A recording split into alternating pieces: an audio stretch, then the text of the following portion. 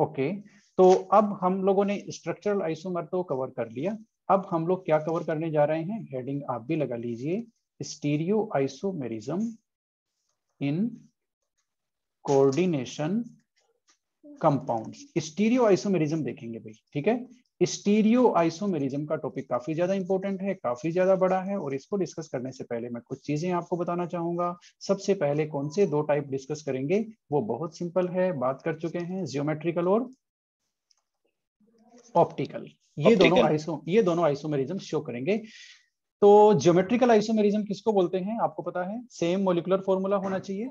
Geometry different होती है। हाँ, ज्योमेट्री डिफरेंट होनी चाहिए। ज्योमेट्रिकल आइसोमर्स में क्या डिफरेंट होना चाहिए, ओरिएंटेशन स्पेस में वो डिफरेंट होता है। हाँ, different geometry. Okay, different geometry आपने लगता है केमिस्ट्री कहीं से पढ़ी है, मतलब आपसे बड़ी है। ठीक है, ठीक है, ठीक है, ठीक है। तो ऑप्टिकल आइसोमर में क्या होते हैं भाई, ऑप्टिकल आइसोमरिज्म में क्या होता है, इनमें बेसिकली ये देखो, दोनों कॉन्फ़िगरेशन आइसोमर के टाइप होते हैं, ठीक है। ऑप्टिकल आइसोमर में क्या डिफरेंट होता है, ऑप्टिकल रोटेशन डिफरेंट होता है, ऑप्टिकल डिफरेंट ऑप्टिकल रोटेशन का मतलब ये हो गया कि इसके जो दो आइसोमर होते हैं, एक डेक्स्ट्रो होता है और एक लीवो होता है। यही बात हो गई ना, यानी कि इन दोनों के पेयर को क्या बोलते हैं, इन दोनों के पेयर को क्या बोलते हैं, एनांशियोमर। इतनी बात क्लियर हो गई, ठीक है। यानी कि कोई भी जो है, मान लेते हैं ये है आपका क्यू है ना, ये क्यू मान लेते हैं, ऑप्टिकल आइसोमरिज्म शो कर रहा है, ठीक है। तो इसका एक एनांशियोमर भी होगा। तो ये दोनों ऑप्टिकल आइसोमर हैं, क्यू, है ना। और इनमें आपस में रिश्ता क्या है, ये दोनों एक दूसरे के एनांशियोमर हैं। ऑप्टिकल आइसोमर तो है ही है, एनांशियोमर हैं एक दूसरे की non super imposable mirror images हैं, कायरल कंपाउंड है। अब ये सारी स्टीरियोकेमिस्ट्री की बातें हैं, ज्यादा हम करेंगे नहीं, ठीक है। ये बात हो गई। तो मैं आपको कंक्लूजन क्या करना चाहता हूं, कंक्लूजन ये करना चाहता हूं कि ऑप्टिकल आइसोमर कौन दिखाता है, ऑप्टिकल आइसोमेरिज्म आपका कौन सा कोऑर्डिनेशन कंपाउंड दिखाएगा, which is not super imposable on it's mirror image, जो अपनी मिरर इमेज के ऊपर सुपर इम्पोज नहीं होता है, जो अपनी जो उसकी मिरर इमेज होती है ना, मिरर इमेज के ऊपर सुपर इम्पोज नहीं होता है, ठीक है, सुपर इम्पोज नहीं होता है। उसको वो क्या दिखाता है, ऑप्टिकल आइसोमेरिज्म दिखाता है। ये तो बात हो गई एक ओवरऑल, ठीक है। और जो अपनी मिरर इमेज के ऊपर सुपर इम्पोज नहीं होता है, उसको हम क्या बोलते हैं, कायरल मॉलिक्यूल बोलते हैं, कि वो किरेल है, ठीक है। इतनी बात हो गई। अब बात इंपॉर्टेंट ये है कि आप पहचानोगे कैसे कि फलाना कॉम्प्लेक्स आपका ऑप्टिकली एक्टिव है, फलाना कॉम्प्लेक्स आपका ऑप्टिकली इनएक्टिव है ना। ऑप्टिकली एक्टिव कौन सा है, ऑप्टिकली इनएक्टिव कौन सा है, कैसे पहचानोगे, उसका एक फॉर्मूला है, वो ये फॉर्मूला है कि जिसमें जिसमें लिखते जाओ आप लोग, प्लेन ऑफ सिमेट्री होता है, POS, सममिति का तल, लिख लो भाई, हिंदी वाले भी लिख लो, सममिति यस, सममिति तल, plane of symmetry, POS, plane of symmetry, जिसमें सममिति तल यानी कि प्लेन ऑफ सिमेट्री होता है ना, वो ऑप्टिकली इनएक्टिव होता है, वो आपका ऑप्टिकल आइसोमेरिज्म शो नहीं करता। ये इंपॉर्टेंट कॉन्सेप्ट है, हैशटैग। जिसमें प्लेन ऑफ सिमेट्री नहीं होता है, नहीं होता है, जिसमें प्लेन ऑफ सिमेट्री मिल जाएगा आपको, वो आपका ऑप्टिकली इनएक्टिव हो जाएगा, वो एकाइरेल हो जाएगा, एकाइरेल। वो किरेलिटी शो नहीं करेगा, वो ऑप्टिकली इनएक्टिव हो जाएगा, नो ऑप्टिकल आइसोमेरिज्म, उसका ऑप्टिकल आइसोमर नहीं होगा। ये लो, है ना, ठीक है। ये पॉइंट मैं बताना चाहता था आपको। तो ऑप्टिकल आइसोमेरिज्म हम उसी कॉम्प्लेक्स की बात करेंगे जिसमें प्लेन ऑफ सिमेट्री नहीं होता है। ऑप्टिकल आइसोमेरिज्म वही दिखाता है जिसमें प्लेन ऑफ सिमेट्री नहीं होता है। जिसमें प्लेन ऑफ सिमेट्री होता है वो ऑप्टिकली इनएक्टिव हो जाता है, एकाइरल हो जाता है, उसके ऑप्टिकल आइसोमेरिज्म शो नहीं होती है। इतना हो गया। एक और चीज समझ लो जरा, हमने बाइडेंटेट लिगेंड की बात की है। इसकी बाइडेंटेट लिगेंड, लिखते जाओ, ठीक है, बाइडेंटेट लिगेंड। अब जो बाइडेंटेट लिगेंड है ना, ठीक है, वो हमने बात की है दो तरह के लिगेंड। एक तो मैंने ले लिया, मान लेते हैं EN, है ना, EN आपका फेवरेट है, ये हमेशा आपके सामने आएगा, CH2 CH2 और NH2 और NH2, ठीक है, ये हो गया। एक तो ये मैंने लिया बाइडेंटेट लिगेंड। एक मैंने बाइडेंटेट लिया है ग्लाइसिनेट, ग्लाइसिनेट, ठीक है।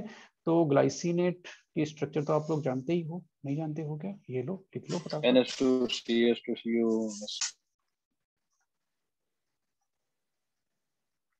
ये आपकी ग्लाइसिनेट की स्ट्रक्चर है, ठीक है।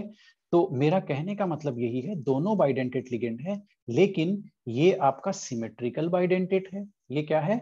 Symmetrical bidentate. कैसे सिमेट्रिकल कैसे हो गया? ये सिमेट्रिकल लिगेंड कैसे हो गया? क्योंकि आप इसके दो टुकड़े करोगे ना, ये देखो मैंने कर दिए दो टुकड़े, तो दोनों टुकड़े एकदम बराबर हैं, दोनों पीसेस एकदम इक्वल हैं, इक्वल पार्ट में हम इसको डिवाइड कर पा रहे हैं, इसका मतलब ये सिमेट्रिकल है, यानी कि इसमें प्लेन ऑफ सिमेट्री है तो सही, ठीक है ना। इसको आप कैसे भी दो इक्वल टुकड़ों में डिवाइड नहीं कर पा रहे हो, ये देखो यहां से काटोगे ये बोल के, दोनों सेम नहीं है, दोनों एक दूसरे की मिरर इमेज नहीं है, तो इसको हम लोग बोलते हैं अनसिमेट्रिकल, अनसिमेट्रिकल बाइडेंटेट लिगेंड, ठीक है। ये आपका सिमेट्रिकल लिगेंड है और ये आपका अनसिमेट्रिकल बाइडेंटेट लिगेंड है। इतनी बात क्लियर हो गई? ओके, मैं आपको क्यों बता रहा हूं, क्योंकि हम इनको यूज करेंगे। कैसे यूज करेंगे अभी बताता हूं। इसको हम लिखेंगे AA, इसको, इसको क्या लिखेंगे? AA, चलो कैपिटल A ले लेते हैं, आप भी, हाँ चलो ठीक है ले लेते हैं, AA ले लेते हैं। इसको हम लिखेंगे AA से, ऐसे। AA से मतलब ये हो गया दोनों डोनर एटम सेम है और ये सिमेट्रिकल बाइडेंटेट लिगेंड है। और इसको हम लिखेंगे AB, ठीक है। या तो हम कैपिटल A भी यूज ले सकते हैं, है ना, वो कौन सा यूज लेंगे वो अभी पता चल जाएगा। ऐसे लिख सकते हैं और इसको भी हम ऐसे लिख सकते हैं। बात समझ में आ गई? ठीक है ना। AB का मतलब क्या हुआ? डिफरेंट डोनर एटम है या वो अनसिमेट्रिकल बाइडेंटेट लिगेंड है। AA का मतलब क्या हुआ? बाइडेंटेट है या और सिमेट्रिकल है, ठीक है ना। और AA के बीच में जो डैश है वो क्या बता रहा है कि ये बाइडेंटेट लिगेंड है। ओके, तो ये हो गया एक आपका कन्वेंशन। अब आ जाते हैं, शुरू से करते हैं शुरू, ठीक है। और सबसे पहले लेते हैं geometrical, geometrical isomerism, isomerism in square planar complexes. ये लो, स्क्वायर प्लेनर कॉम्प्लेक्सेस, हेडिंग लगा लो भाई। जियोमेट्रिकल स्क्वायर प्लेनर कॉम्प्लेक्सेस ज्यादा कुछ मुश्किल नहीं है, बहुत ही ज्यादा इजी है। जरा देखना, मैं फॉर्मूला लेता जा रहा हूं, है ना, आप लोग उनको ड्रॉ करते जाइए फटाफट। सबसे पहले मैंने फॉर्मूला लिया MA4 का। बताओ भाई, ये इसके स्ट्रक्चर स्टीरियो आइसोमेरिज्म होगी क्या इसकी? नहीं होगी इसके सर, सेम। ज्योमेट्रिकल, ज्योमेट्रिकल नहीं होंगे इसके, क्योंकि इसमें आप कैसे ही बना लो, है ना, ज्योमेट्री सेम। चलो कोई बात नहीं, एक बार इसको हटाते हैं, जो दिखाता है वो लेते हैं MA2B2। ये तो आपको पता ही है, बहुत सिंपल सी बात है। कैसे ड्रॉ करोगे भाई? एग्जांपल इसका ले लेते हैं, PT का NH3, है ना, और Cl2, ये ले लिया प्लेटिनम का, ठीक है। ये इसी फॉर्मूले का है, देख लो जरा, A2B2 हो गया ना। एक लिगेंड एक लिगेंड A तरह का, वो भी 2 नंबर है, उसके भी संख्या 2 है, और B जो लिगेंड है उसकी भी संख्या 2 है, ठीक है। दोनों यूनिडेंटेड लिगेंड है। ओके, अब इसका कैसे बनाओगे? बहुत सिंपल सी बात है, एक सिस बनेगा एक ट्रांस बनेगा, आपको तो पता ही है। टाइम देखता हूँ कितना हो गया, ज्यादा तो नहीं हुआ है, 7:02 हुए हैं। कोई बात नहीं, ये हम कवर कर लेते हैं आज फटाफट। ये आपका मेटल हो गया। अब आप इसको कैसे बनाओगे? बहुत सिंपल सी बात है, AA को आप लोग एडजेसेंट पोजीशन पे कर दो, देखो निकटवर्ती स्थानों पे दे दो AA को। AA जब निकटवर्ती स्थान पे रहेगा या एक साइड में रहेगा उसको बोलते हैं सिस, ठीक है। तो यहाँ पर देखो सेम तरह का लिगेंड क्या है, सेम साइड में है, ये हमारा हो गया सिस।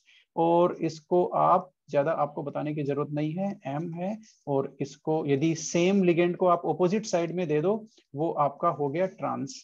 इसमें कोई दिक्कत आपको नहीं है। ये एक फॉर्मूला हमने कर लिया, दूसरा फॉर्मूला हम करने जा रहे हैं, थोड़ा सा फास्ट हम लोग चल रहे हैं।